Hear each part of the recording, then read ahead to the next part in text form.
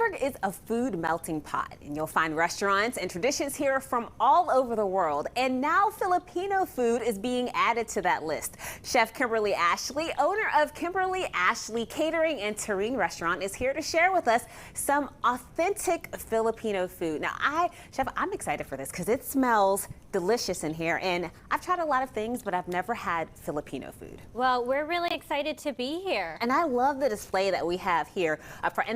This is the thing that was exciting to me, that you call this like hand-to-mouth food. So I get to use my fingers. You do. You will get to use your fingers with what we call is a Kamayan. Something smells really delicious. What are we preparing today? So this is our coconut ginger sauce, and it smothers a number of vegetables. And I'm going to actually put you to work this morning. Okay. Okay. What do I need to do first? So we're going to start with the sweet potato, and then we're just going to start layering things in. Just take the sweet potatoes and put them in the pan Let me here. get around you so that we can start. You hear that sizzle there? That sounds good. It's perfect. Now you have to lead me through this because I really don't know what I'm just kind of like all this goes in here. All that goes in. Well, we're going to let that go a little bit longer, but because of the magic of television, we're able to speed this along. This can't be right how I'm doing this, but it looks pretty. That's what matters. It looks pretty. So, you know, then we're just going to saute this all together. And really, the reason why I chose this dish is not only is it extremely colorful, but these are Filipino flavors. They really are. You know, we've got the ginger, if you wouldn't mind grating the ginger.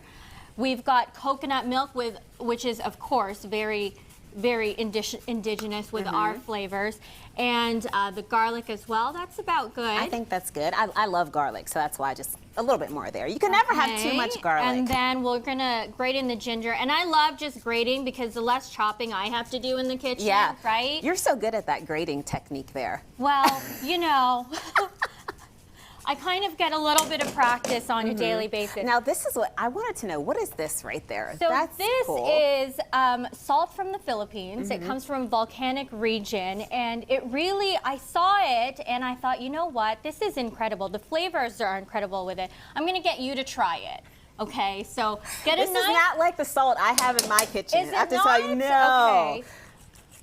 So you just grate it in, and because of where it's from, you've got this earthiness to it. There's a bit of, you know, that volcanic flavor in there, and then we're just going to saute it all together. I mean, Filipino food seems to really be catching on here in Pittsburgh, but in other cities and even around the world, it's really popular.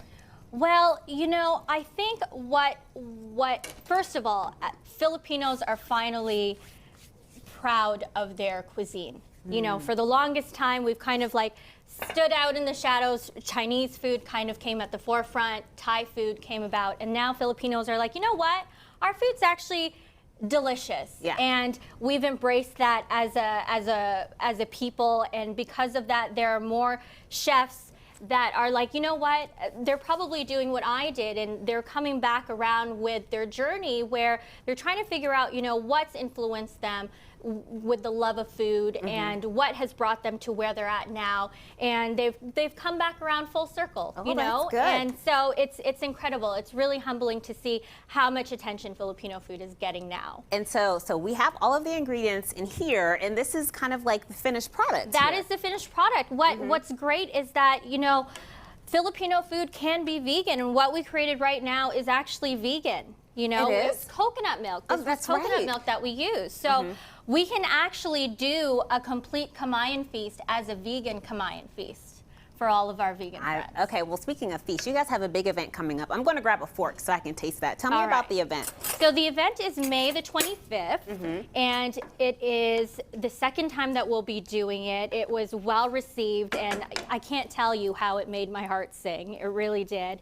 And basically, reservations are from 5:30 to 7:30. Just shoot me an email, give me a call, and I'll get you a table. Well, I'm just going to take a bite You just from the have to take a bite. You really do. I mean, this is, am I supposed to use my fingers for Well, this? I'll let you use a fork this time, but when you do come to our event, you got to ditch the utensils out the door.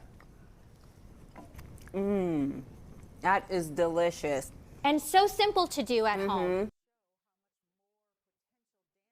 All right. Thank you so much for that, Mikey.